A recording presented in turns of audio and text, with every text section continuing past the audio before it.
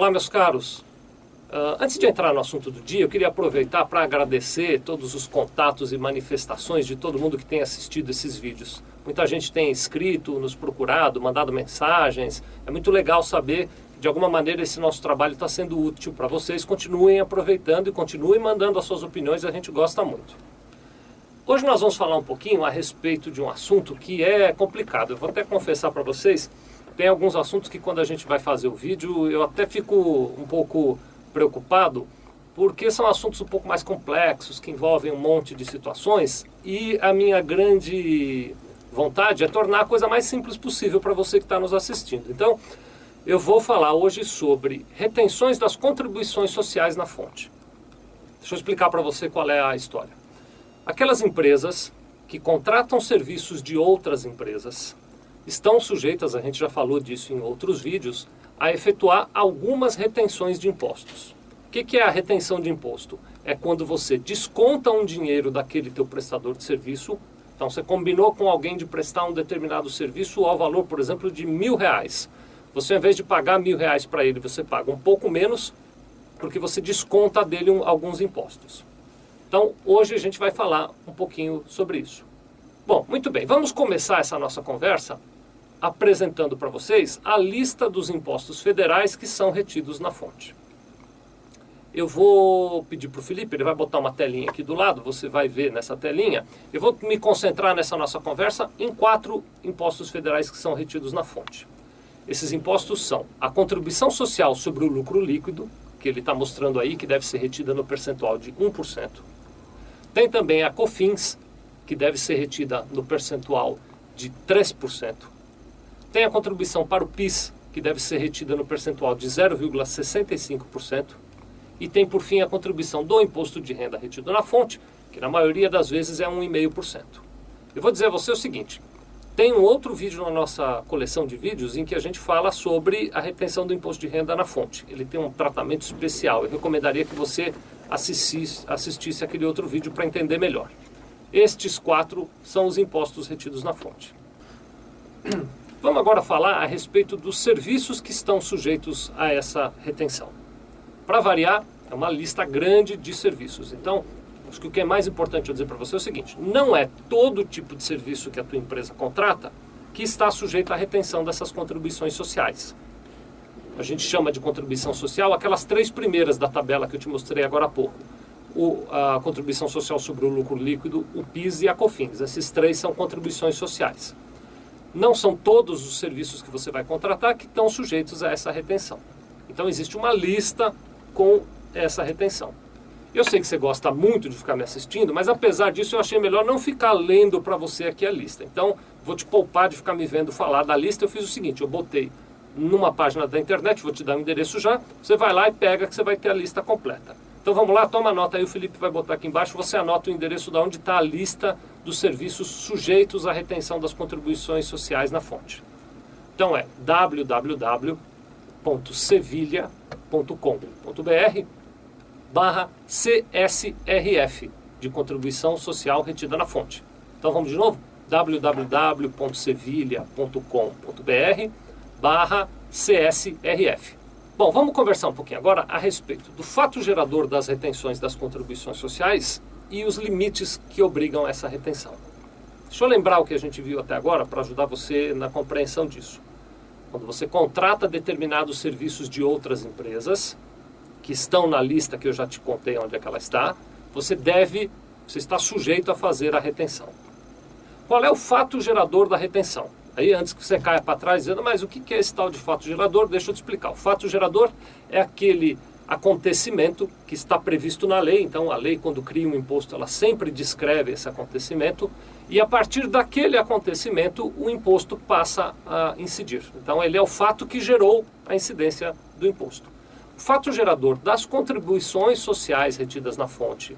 Lembrando que as contribuições sociais retidas na fonte são o PIS, a COFINS e a contribuição social sobre o lucro líquido, o imposto de renda retido na fonte que eu falei nesse vídeo, ele não é considerado uma contribuição social. Então apenas para esses 3, para PIS, COFINS e contribuição social sobre o lucro líquido, o fato gerador é o pagamento da prestação de serviço.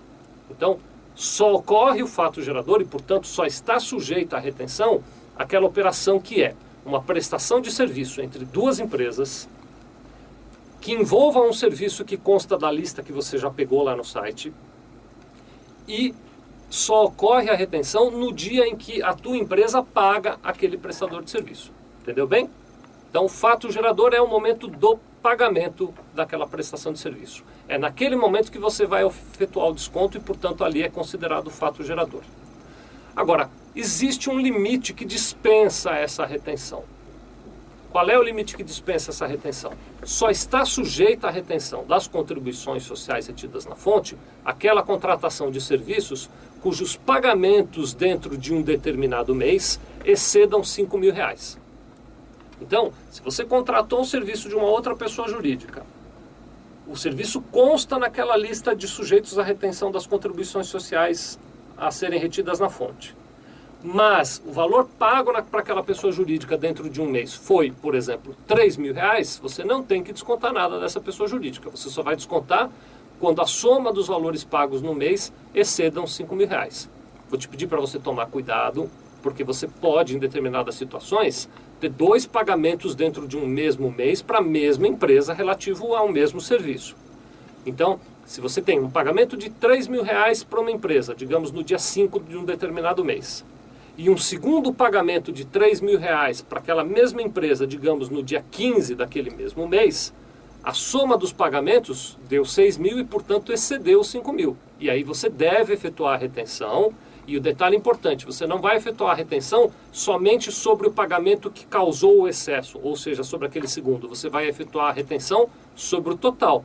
Isso quer dizer o seguinte, você fez o primeiro pagamento no dia 5 de 3.000, não reteve nada porque não tinha excedido o limite. No segundo pagamento de 3.000 que você vai efetuar no dia 15, você efetua as retenções sobre 6.000, que é o total que você pagou para ela. Deu para entender qual é a história? Então essa é a história do fato gerador e do limite. Eu gostaria agora de falar com vocês a respeito de uma hipótese em que a retenção está dispensada, mesmo que a prestação de serviço, ou melhor dizendo, que o pagamento pela prestação de serviço exceda os R$5.000. Você não deve fazer a retenção quando o prestador do serviço é optante do Simples Nacional. Então, uma empresa contratou a outra, pagou, por exemplo, R$5.500 de um determinado serviço constante da lista. Se o prestador do serviço é optante do Simples Nacional, ele tem o direito de não sofrer essa retenção. Agora, para que ele tenha esse direito exercido, ele precisa entregar para você, que é o pagador do serviço, uma declaração no modelo específico em que ele vai dizer que ele é optante do Simples Nacional, e aí você guarda esta declaração junto com a nota fiscal e os documentos do pagamento e deixa de efetuar a retenção. Combinado? Bom, uma vez que você fez as retenções, então você contratou um determinado serviço, estava sujeito à retenção das contribuições sociais. No dia em que você foi efetuar o pagamento daquelas contribuições sociais, você descontou dele alguma coisa. Vamos imaginar, por exemplo, um serviço de R$5.500 que estava sujeito à retenção. Fazer uma conta grosseira, não fiz a conta precisa, mas digamos que a retenção fosse de R$300. Então, ao invés de pagar R$5.500 para o seu prestador de serviço, você pagou R$5.200 para ele, porque você reteve 300, e você tem com você agora R$300 que são do seu prestador de serviço, que está na tua mão na forma de um imposto retido. A sua obrigação agora é fazer uma guia para o PIS, são guias separadas, uma para o PIS, uma para a contribuição social e uma para a COFINS, e dar esses R$300 lá para o governo. Você precisa mandar esse dinheiro lá para o governo. Agora, para você efetuar o recolhimento dessas 3 guias, que são chamadas de DARF, existe um prazo. Vou te contar qual é o prazo. O prazo funciona assim. Os pagamentos que você fez do dia 1 ao dia 15, e que no momento do pagamento você efetuou a retenção dessas contribuições sociais, você deve recolher até o dia 30 desse mesmo mês. E os pagamentos que você efetuou do dia 16 ao dia 28, 30 ou 31, dependendo do mês, e que você efetuou retenções, você tem que recolher até o dia 15 do mês seguinte. Então, o prazo não é longo, de maneira que é importante lembrar, a gente sempre fala disso, assim que você efetuar retenções, você deve mandar essa informação, a cópia da nota ou uma outra maneira de informação qualquer, para a contabilidade, para que a contabilidade tenha tempo hábil de preparar estas guias e enviar para você, ou até o dia 30 ou até o dia 15, conforme o período em que você fez a retenção, tá bom? Fica atento nisso aí. Bom, para finalizar o nosso assunto, agora que a gente já conversou sobre todo o formato relativa à retenção das contribuições sociais na fonte, eu quero te dizer o seguinte. Quando uma determinada empresa, agora eu vou inverter, até agora eu falei pensando que eu sou a empresa que contratou o serviço. Agora eu quero falar do ponto de vista da empresa que prestou o serviço. Então eu fui lá, prestei um serviço para você, aquele serviço estava sujeito à retenção das contribuições sociais e você me efetuou um desconto. Eu tinha 5.500 para receber, eu só recebi 5.200, por exemplo, porque você ficou aí com R$300 meus relativos àquela contribuição retida na fonte. O que eu quero dizer é o seguinte, aqueles R$300 que eu fui descontado, ele não é um imposto novo, ele é apenas uma antecipação do imposto que a minha empresa precisa pagar. Deixa eu tentar te explicar melhor. Independente da antecipação desse imposto, eu quando vou prestando serviços para os meus clientes, eu vou apurar um PIS que eu tenho que pagar, um COFINS e uma contribuição social. De acordo com o meu formato de tributação, vou lá, faço as contas e descubro que a minha empresa tem tanto de PIS para pagar, tanto de COFINS para pagar e tanto de contribuição social para pagar.